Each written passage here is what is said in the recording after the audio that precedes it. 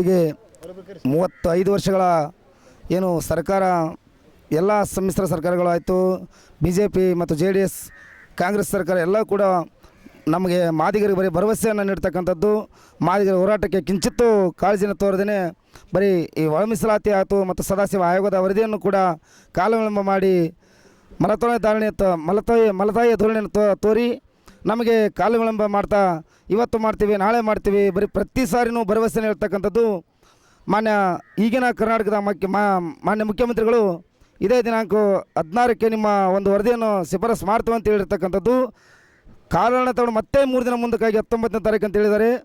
ಇಲ್ಲಿ ಮತ್ತೆ ನಮಗೂ ಕೂಡ ಮಾದಿಗ ಸಮುದಾಯಕ್ಕೆ ಅವರು ಸುಳ್ಳು ಭರವಸೆ ನೀಡ್ತಕ್ಕಂಥದ್ದು ಮೇಲ್ನೋಟಕ್ಕೆ ಕಂಡು ಬಂದಿದ್ದು. 19ನೇ ತಾರೀಕಿಗೆ ಏನಾದರೂ ಆಗಿದೆ ಇದ್ದಲ್ಲಿ ಪಕ್ಷದಲ್ಲಿ ಇಡೀ ಕರ್ನಾಟಕವೇ ಉದ್ವಿಗ್ನ ಪರಿಸ್ಥಿತಿಯಲ್ಲಿ ಮಾದಿಗ ಸಮುದಾಯ ಹೋರಾಟವನ್ನು ಮಾಡ್ತದೆ ಅಂತೇಳಿ ಈ ಮೂಲಕ ಕರ್ನಾಟಕ ಸರ್ಕಾರಕ್ಕೆ ಮತ್ತೊಮ್ಮೆ ಮಗದೊಮ್ಮೆ ಎಚ್ಚರಿಕೆ ನೀಡೋದ್ರ ಮೂಲಕ ತಮ್ಮಲ್ಲಿ ವಿನಂತಿಯನ್ನು ಮಾಡಿಕೊಳ್ತಾ ಇದ್ದೀವಿ. ಈಗಾಗಲೇ ನಾವು ಸುಮಾರು 35 ವರ್ಷಗಳ ಕಾಲ ಹಲವಾರು ಹೋರಾಟಗಳನ್ನು ಮಾಡಿದ್ದೀವಿ. ಈಗ ಏನಾದರೂ ಈಗ ಮೊನ್ನೆ 16ಕ್ಕೇನು ಮಾನ್ಯ ಮುಖ್ಯಮಂತ್ರಿಗಳು ನಮಗೆ ಇದರಲ್ಲೇ ಕ್ಯಾಬಿನೆಟ್ನಲ್ಲೇ ಮೊನ್ನೆ ನಮಗೆ ಒಳ ಮೀಸಲಾತಿ ವರ್ಗೀಕರಣ ಮಾಡ್ತೀವಿ ಅಂತೇಳಿ ಆಶ್ವಾಸನೆ ಕೊಟ್ಟು ಈಗ 19ಕ್ಕೇನು ಮುಂದೆ ಒಡ್ಯಾರ. ಅದ್ರ ಜೊತೆಗೆ ಅವ್ರು ಏನಾರು 19ಕ್ಕೆ ಏನಾದರೂ ಮಾಡದೇ ಹೋದರೆ ಈ ರಾಜ್ಯದಲ್ಲಿ ಅಲ್ಲೋಲಕಲ್ಲೋಲ ಆಗ್ತದೆ. ಅದಕ್ಕೆ ಈ ಸರ್ಕಾರ ಮತ್ತು ಈ ಮುಖ್ಯಮಂತ್ರಿಗಳ ಹೊಣೆಗಾರ ಆಗ್ತಾರೆ ಅಂತೇಳಿ ಈ ಮಾಧ್ಯಮದ ಮೂಲಕ ನಾನು ಹೇಳಲು ಬಯಸುತ್ತೇನೆ ಸರ್. ಇಲ್ಲಿವರೆಗೂ 35 ವರ್ಷದಿಂದ ನಮಗೆ ಹೋರಾಟಗಳನ್ನು ಮಾಡ್ಕೊಂತ ಬಂದರೂ ಕೂಡ ನಮಗೆ ಇಲ್ಲಿವರೆಗೂ ಬರೀ ಆಶ್ವಾಸನೆಗಳ ಎಲ್ಲ ಸರ್ಕಾರಗಳ ಆಶ್ವಾಸನೆಗಳನ್ನು ಕೊಟ್ಟರು.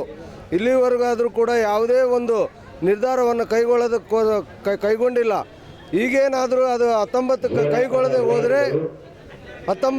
ಕೈಗೊಳ್ಳದೆ ಹೋದರೆ ಉಗ್ರ ಹೋರಾಟ ಮತ್ತು ಕಳೆದ 35 ವರ್ಷಗಳಿಂದ ಮಾದಿಗ ಸಮುದಾಯ ಮತ್ತು ಸಂಬಂಧಿತ ಜಾತಿಗಳು ಒಳ ಮೀಸಲಾತಿಗೆ ಸಂಬಂಧಪಟ್ಟಂಗೆ ಹೋರಾಟ ಮಾಡ್ತಾ ಇದ್ದೀವಿ.